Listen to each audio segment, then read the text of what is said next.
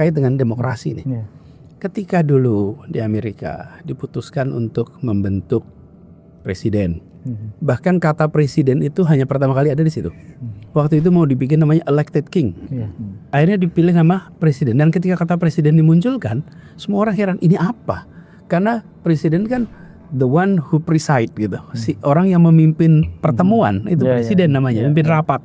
Terlalu lembut untuk menjelaskan penguasa. Gitu. Ya. Karena itu orang yang mimpin rapat tuh namanya presiden. Dan akhirnya disepakati sekarang kita tahu presiden itu adalah kepala negara, pemerintahan. Tapi pada waktu itu kan terminologi yang aneh nih.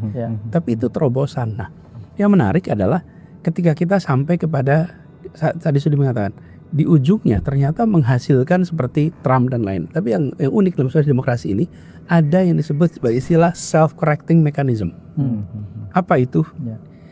Apa sih tujuan demokrasi itu? Satu, dia mengendalikan skop kekuasaan.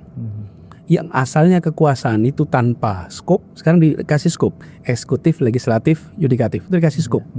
Dibatasi kekuasaan itu oleh lingkupnya. Yang kedua, dibatasi durasinya.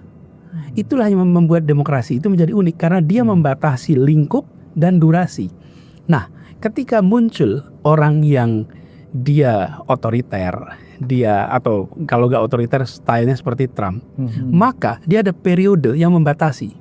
Nah, sikap anti demokrasi itu adalah ketika seseorang terpilih, dia menghilangkan skop itu, dia memperluas skopnya, lalu dia menghilangkan lagi batas durasi, minta perpanjangan, kekuasaan diperbesar, dan itu kita sudah saksikan di Eropa, di Amerika Latin, Eropa Timur.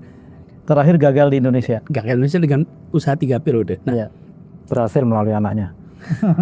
Ini adalah contoh. Nah, karena itu saya melihat demokrasi dalam arti pengendalian kekuasaan itu dibutuhkan. Nah, yang penting dipastikan durasi itu tetap terjaga. Sehingga kalaupun ada salah pilih, maka dia salah pilih untuk 1 periode. Penderitaan tidak berlangsung terlalu lama lah.